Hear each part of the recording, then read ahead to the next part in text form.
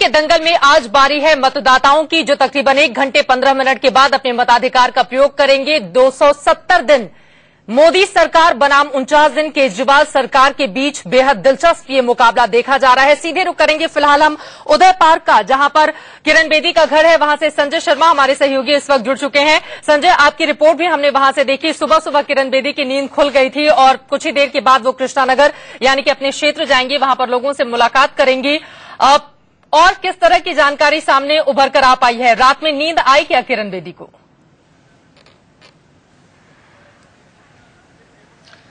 चित्रा, ये बड़ी कमाल की बात है कि किरण बेदी खुद नॉन पॉलिटिकल है। जिस तरीके से उनकी सोच है, कल भी हम उनके साथ में थे मेट्रो ट्रेन में, उनको किसी बात की चिंता है कि उनके साथ इस तरह का व्यवहार क्यों हो रहा है। किरण बेदी, मैं आपको दावे के साथ कह सकता हूं कि रात भर सोई नहीं है।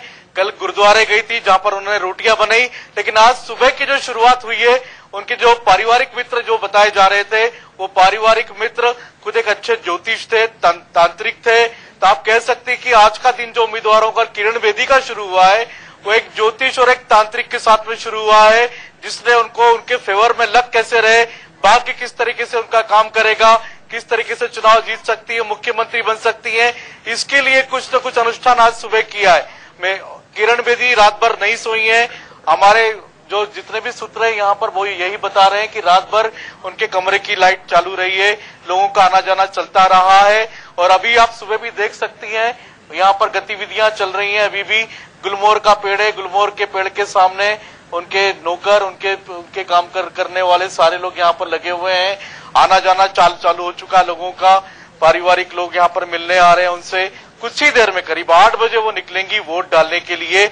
उसके बाद फिर कृष्णानगर जाएंगी। चित्रा, बिल्कुल, पहले अपने मताधिकार का प्रयोग करेंगे, उसके बाद कृष्णानगर जाएंगे। हालांकि अभी सिर्फ 22 दिन ही हुए हैं किरण बेदी को बीजेपी में शामिल हुए, लेकिन दिलचस्प है किरण बेदी उम्मीदवार हैं, मुख्यमंत्री पद की दावेदार हैं और अब तो पूरा जोर शोर से उन्होंने ताकत भी लगा दी थी इन 22 दिनों में, हमने देखा। संजय हमारे साथ बने रहेंगे, लेकिन इन सबके बीच अपने दर्शकों को हम दिखाते हैं मुख्य मुकाबला किन किन के बीच है और हाई प्रोफाइल सीट कौन कौन सी है। नई दिल्ली जो कि प्रतिष्ठा की सीट है, न सिर्फ अरविंद केजरीवाल के लिए बल्कि किरण वालिया कांग्रेस पार्टी की ओर से मैदान में है, नुपुर शर्मा बीजेपी की ओर से हैं। अरविंद केजरीवाल जिन्होंने बेहतरीन प्रदर्शन किया था, अगर हम बात करें 2013 के चुनावों में तकरीबन 44,000 उन्होंने मत प्राप्त किए थे। 25,000 से ज्यादा वोटों से उन्होंने हराया था नई दिल्ली से शीला दीक्षित को। कृष्णानगर किरण बेदी बीजेपी की ओर से, बंसीलाल कांग्रेस पार्टी की ओर से, एसके बग्गा आम आदमी पार्टी की ओर से। बीजेपी की दावेदारी इसलिए मजबूत दिखाई दे रही है क्योंकि एक तो किरण बेदी, ऊपर से 1993 से ये सीट बीजेपी के पास। और यहां देखिए विनोद कुमार बिन्नी बीजेपी की ओर से इस बार लक्ष्मीनगर से नहीं बल्कि पटपरगंज से मैदान में है। चौधरी अनिल कुमार कांग्रेस पार्टी की ओर से, जबकि आम आदमी पार्टी के नेता मनीष सिसोदिया जो 49 दिन की सरकार में मंत्री भी रहे थे, वो मैदान में है पटपरगंज से। रोहिणी में 7 की लड़ाई किन किन के बीच है? विजेंद्र गुप्ता रोहिणी से मैदान में है, सुखबीर शर्मा कांग्रेस पार्टी की ओर से, जबकि चिरंजी लाल गुप्ता आम आदमी पार्टी की ओर से रोहिणी में मैदान में। सदर बाजार कांग्रेस पार्टी 2013 में तीसरे नंबर पर रही थी सदर बाजार में, लेकिन इस बार अजय माकन मैदान में है जो कि उम्मीदवार भी हैं कांग्रेस पार्टी के मुख्यमंत्री पद के। बीजेपी की ओर से प्रवीण जैन है मैदान में, जबकि सोमदत्त शर्मा जिन्होंने 2013 में जीत हासिल की थी, आम आदमी पार्टी ने एक बार फिर से उनके ऊपर भरोसा जताया है।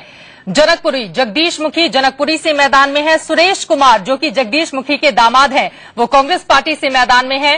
राजेश ऋषि पर भरोसा एक बार फिर से जताया गया है आम आदमी पार्टी की ओर से।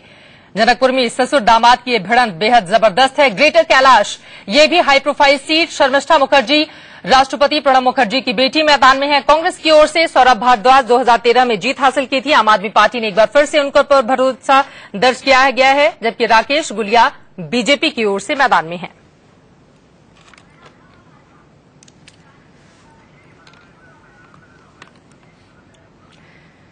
तो ग्रेटर कैलाश सीट पर भी जंग जबरदस्त है और बेहतरीन मुकाबला भी माना यही जा रहा है कि इस बार देखा जाएगा, यानी कि एक तरफा नहीं होकर कांटे की टक्कर बीजेपी और आम आदमी पार्टी के बीच, इन सब में अस्तित्व की लड़ाई लड़ती हुई कांग्रेस भी दिखाई दे रही है। एक बार फिर से संजय शर्मा का हम रुख कर लेते हैं। संजय, और किस तरह की आज जानकारी देंगे? जो वोटर 8 बजे वोटिंग के लिए निकलेंगे, किन किन बातों का वो ध्यान रखें?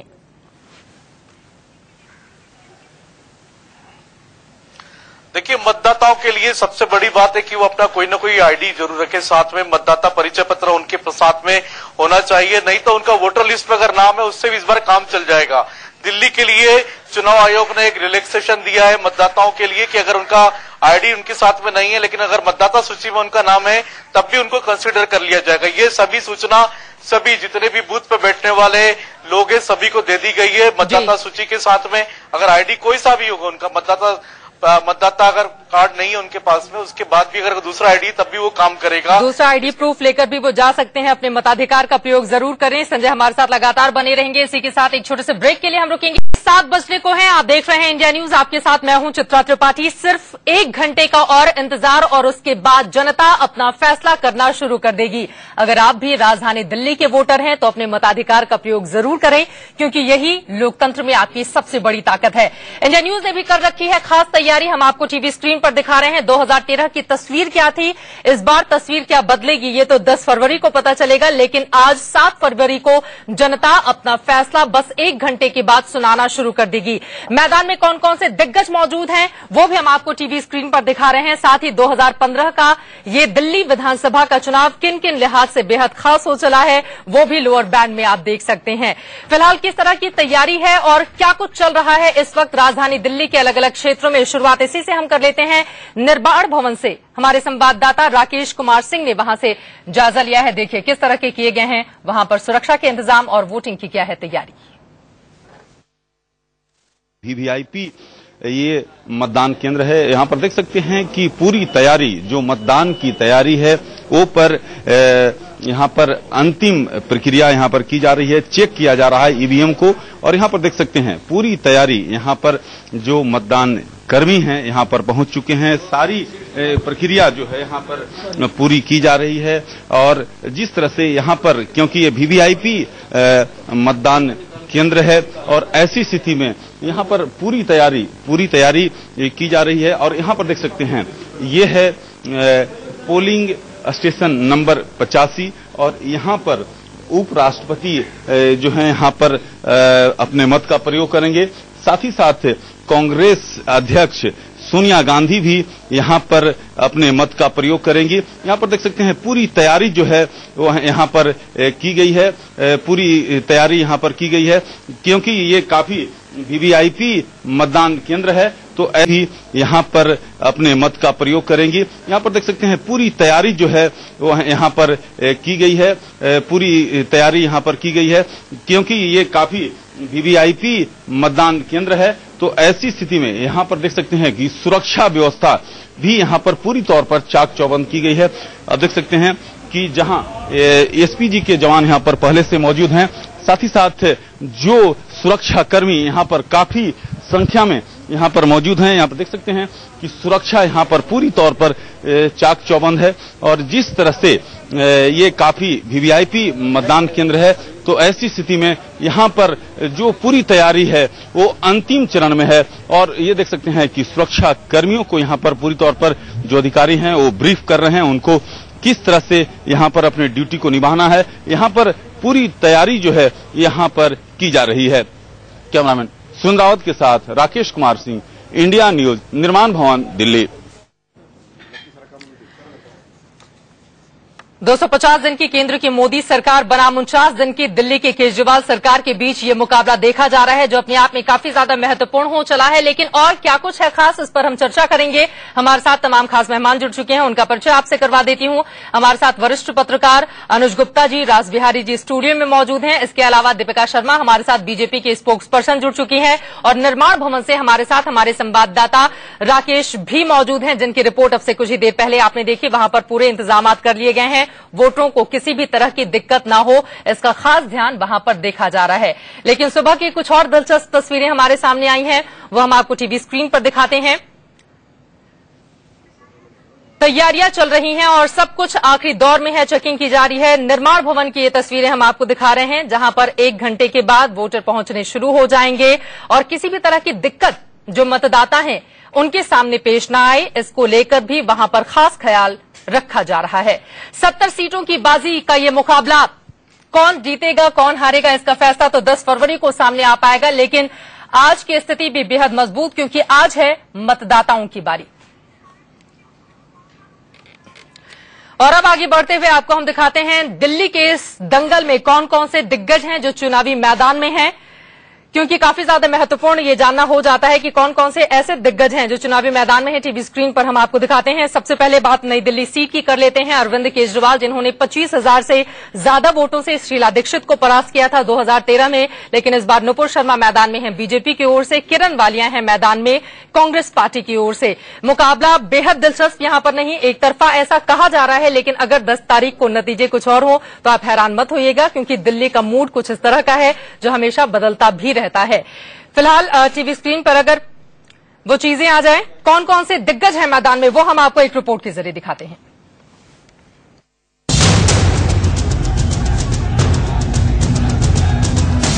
दिल्ली की महाभारत के 10 महारथी। आज इन महारथियों के किस्मत पर लगेगी जनता की मुहर। किसकी होगी बल्ले बल्ले और कौन बहाएगा आंसू, शाम 6 बजे तक जनता का फैसला ईवीएम में बंद हो जाएगा और तीसरे दिन यानी 10 फरवरी को होगा खुलासा। अरविंद केजरीवाल 2013 के चुनावों में पहली बार मैदान में उतरे केजरीवाल ने 3 बार से सीएम रही शीला दीक्षित को धूल चटाकर दिल्ली की सियासत बदल दी थी। आपके 49 दिनों की सरकार के सीएम भी बने। क्या पिछली बार की रही सही कसर केजरीवाल इस बार पूरी कर पाएंगे, या फिर 49 दिनों का ट्रेलर देखने वाली दिल्ली की जनता 5 साल के फिल्म से तौबा कर लेगी। किरण बेदी तेज तर्रार आईपीएस ऑफिसर छवि वाली किरण बेदी ने अन्ना आंदोलन से जुड़कर अपनी नई पहचान बनाई, लेकिन सियासी सफर की रफ्तार के लिए पुराने साथियों को छोड़कर कमल छाप गाड़ी में सवार हो गई। चुनावी राजनीति का कोई अनुभव नहीं। आपके महारथी केजरीवाल को सीधे टक्कर देने की बजाय अलग मोर्चा चुना, लेकिन दिल्ली की जनता के सामने सवाल बिल्कुल सीधा है, किरण या केजरीवाल। दिल्ली चुनाव में कांग्रेस की अगुवाई कर रहे अजय माकन 2014 में नई दिल्ली से लोकसभा चुनाव हार चुके हैं। अब दिल्ली में साख बचाने का जिम्मा उनके हाथ है। कांग्रेस की डूबती नैया को माकन किस किनारे लगा पाएंगे, इसका फैसला आज ही होना है।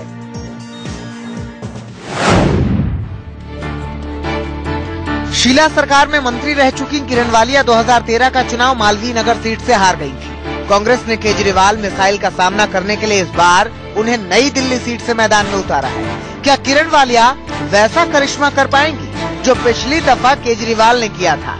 परीक्षा आज है। चुनाव के आखिरी दिनों में सीएम कैंडिडेट की रेस में पिछड़ गए जगदीश मुखी दिल्ली बीजेपी के वरिष्ठ नेता हैं। आम आदमी पार्टी ने तो बीजेपी पर निशाना साधने के लिए अपने पोस्टर में जगदीश मुखी की तस्वीर भी छपवा ली थी। किरण बेदी की पैराशूट एंट्री से मुखी नाराज है, लेकिन पार्टी का कहना है कि सब ठीक ठाक है। आज दिल्ली की जनता इनकी किस्मत का भी फैसला करेगी। केजरीवाल के खासम खास मनीष सिसोदिया पिछले 49 दिन की सरकार में मंत्री रहे। इस बार भी उन्हें पटपड़गंज सीट से चुनावी जंग में उतारा गया है। सिसोदिया अपने एनजीओ कबीर और उसे मिलने वाले विदेशी चंदे को लेकर ज्यादा चर्चा में रहे। ये मुद्दा दिल्ली की जनता के लिए कितना मायने रखता है, इसका फैसला आज हो जाएगा। सिसोदिया को टक्कर देने के लिए कभी उनके ही साथी रहे विनोद कुमार बिन्नी मैदान में है। दिल्ली बीजेपी के पूर्व अध्यक्ष विजेंद्र गुप्ता के सामने रोहिणी में पार्टी की साख बचाने की चुनौती है। इस सीट से बीजेपी के पूर्व विधायक जय भगवान 2013 में आम आदमी पार्टी के राजेश गर्ग के हाथों हार गए थे, जिसके चलते इस बार उनका टिकट काटकर विजेंद्र गुप्ता को दे दिया गया। साख बचेगी या नहीं, आज तय हो जाएगा। शर्मिष्ठा मुखर्जी शर्मिष्ठा मुखर्जी की सबसे बड़ी पहचान राष्ट्रपति प्रणब मुखर्जी की बेटी के तौर पर है। चुनावी राजनीति में पहली बार हाथ आजमा रही शर्मिष्ठा के लिए कांग्रेस के दिग्गजों ने पूरी ताकत झोंक दी थी। आम आदमी पार्टी के 49 दिन की सरकार में कानून मंत्री रहे सोमनाथ भारती दिल्ली पुलिस के साथ विवाद और विदेशी महिलाओं के साथ बदसलूकी के मामले को लेकर सुर्खियों में थे। एक बार फिर मालवीय नगर सीट से वो चुनावी मैदान में है। कृष्णा तीरथ 30 साल तक कांग्रेस के साथ रही कृष्णा तीरथ ने बीजेपी में आते ही कांग्रेस मुक्त भारत का बिगुल फूंक दिया था। उनकी नाराजगी पटेल नगर सीट से उनकी दावेदारी खारिज होने को लेकर थी। उनकी निष्ठा पर दिल्ली की जनता को कितना भरोसा है, आज तय हो जाएगा। अंकित चौधरी के साथ ब्यूरो रिपोर्ट, इंडिया न्यूज। 2013 में 810 उम्मीदवार मैदान में थे, लेकिन इस बार इन दिग्गजों के साथ कुल 673 उम्मीदवार अपनी किस्मत आजमा रहे हैं, जिनका फैसला अब से कुछ ही देर के बाद जनता करना शुरू कर देगी। खास मेहमानों का पैनल हमारे साथ जुड़ा हुआ है। राकेश हमारे साथ बने हुए हैं निर्माण भवन से। इन सब के बीच नीतिबाग पोलिंग बूथ से यतीन्द्र शर्मा हमारे साथ जुड़ चुके हैं, जहां पर किरण बेदी कुछ ही देर में माना यही जा रहा है कि वोटिंग के लिए पहुंचेंगी। यतीन्द्र, कैसे इंतजाम किए गए हैं वहां पर? देखिए, बिल्कुल चित्रा, नीतिबाग का जो म्युनिसिपल कॉर्पोरेशन प्राइमरी स्कूल है, यहाँ पर पोलिंग बूथ बनाया गया है। करीब 4 पोलिंग बूथ इस जगह पर बनाए गए हैं, जिसमें जो पोलिंग बूथ नंबर 54 है उसमें किरण बेदी अपना वोट डालेंगी। 8 बजे करीब किरण बेदी यहाँ पर आएंगे, अपना वोट डालेंगे। यहाँ तक व्यवस्थाओं की मैं बात करूं, दिखाना चाहूंगा सिक्योरिटी यहाँ पर दिल्ली पुलिस के जवान लगे हुए हैं, पैरा मिलिट्री फोर्स गेट पर ही लगी हुई है। और जो तैयारियां हैं यहाँ पर, पूरी तैयारियों को अंतिम रूप दिया जा चुका है। ईवीएम मशीनें लगा दी गई हैं। जो पोलिंग बूथ के जो कर्मचारी हैं, जिनकी ड्यूटी यहाँ पर लगाई गई है, वो आप अंदर देख सकते हैं। अंदर यानी कि सारे इंतजाम पूरे कर लिए गए हैं। और सुबह 8 बजे जो किरण बेदी हैं वो आएंगी और सबसे उनकी जो कोशिश है कि वो पहले अपना वोट डालकर फिर दिल्ली में अलग अलग जो मतदान स्थल है वहां के लिए निकल जाएंगी। जी चलिए, दोबारा यतीन्द्र आपका मैं रुख करूंगी। हमारे साथ इन सब के बीच इंदौर से वरिष्ठ पत्रकार श्रवण गर्ग भी जुड़ चुके हैं, उनके पास भी मैं चलूंगी, लेकिन उसके पहले सीधे रुख कर लेते हैं निर्माण भवन का। राकेश, आप जहां पर मौजूद हैं वहां पर कौन कौन से दिग्गज पहुंचेंगे वोटिंग के लिए और वहां पर कैसे इंतजाम आपको नजर आ रहे हैं? देखिए चित्रा, नई दिल्ली विधानसभा क्षेत्र का ये काफी वीवीआईपी मतदान केंद्र है। 2 मतदान केंद्र है, 85 और 86, जहां कांग्रेस अध्यक्ष सोनिया गांधी के अलावा उपराष्ट्रपति यहां पर आएंगे। साथ ही साथ कई वीवीआईपी, मेनका गांधी, केंद्रीय मंत्री मेनका गांधी आएंगी, वरुण गांधी के साथ साथ कई जो बड़े ब्यूरोक्रेट हैं वो यहां पर अपने मत का प्रयोग करेंगे। आपको हम यहां पर दिखाना चाहेंगे। आप यहां पर देख सकते हैं कि यहां पर सुरक्षा जो है यहां पर पूरी तौर पर मुस्तैद की गई है। यहां पर देख सकते हैं कि एसपीजी के जवान के साथ साथ केंद्रीय अर्धसैनिक बल के जवान को यहां पर लगाया गया है। तो ये काफी वीवीआईपी मतदान केंद्र है और यहां पर ये जो कहा जा रहा है करीब 9 बजे के बाद कांग्रेस अध्यक्ष सोनिया गांधी अपने मत का प्रयोग करने यहां पर पहुंचेंगे। सोनिया गांधी अपने मत का प्रयोग करने के लिए वहां पर पहुंचेंगी। उनकी ओर से भी रैलियां करवाई गई और जमकर निशाना साधा गया आम आदमी पार्टी और नरेंद्र मोदी पर भी। फिलहाल अब मैं सवाल अपने गेस्ट से ले लेती हूं और पहला सवाल आपसे ही, दीपिका शर्मा जी। आम आदमी पार्टी ने तो बीजेपी की रातों की नींद हराम करके रख दी है। 2 बजे तक बैठक, वो भी अमित शाह की ओर से। क्या निर्णय लिया गया, क्या कुछ हुआ बैठक में? चित्रा जी, ऐसी कोई बात नहीं है कि कोई नींद उड़ा दी है या कोई डरा दिया या कुछ। आई थिंक जो पिछले दिनों में हुआ है, जिस प्रकार से भारतीय जनता पार्टी ने अपना विजन रखा है, अपनी डेवलपमेंट का जो विकास का मुद्दा है दिल्ली वालों के सामने रखा है, जिस प्रकार से केंद्रीय सरकार ने, हमारी सरकार ने 8 महीने दिल्ली को और पूरे देश को गुड गवर्नेंस दी है, तो भारतीय जनता पार्टी को किसी भी प्रकार की चिंता करने की जरूरत नहीं है। हम मिशन 60+ अपना अचीव करेंगे। रात को जो बैठक हुई थी वो केवल इसलिए हुई थी कि बूथ लेवल मैनेजमेंट जो है, जो पन्ना प्रमुख हैं, उनको किस प्रकार से पूरी सहायता दी जाए। चलिए दीपिका जी, मैं आपके पास आऊंगी, लेकिन अनुज जी महत्वपूर्ण ये भी है। लेकिन पहला सवाल आपसे मेरा ये है, क्या क्या खास इस बार के चुनाव में आपको दिखाई दे रहा है?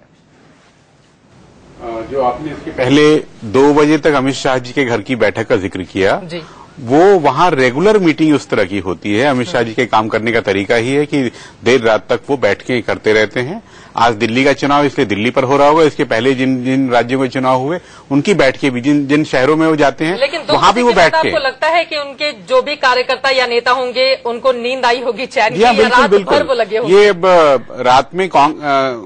रात में काम करने की जो प्रवृत्ति कांग्रेस में थी वो बीजेपी के भी कुछ नेताओं में है। और अमित शाह के अध्यक्ष बनने के बाद देर रात की बैठकें भाजपा में फिर से होनी शुरू हो गई हैं। इसलिए नींद तो आएगी, उसके बाद इसमें कोई दो राय नहीं है।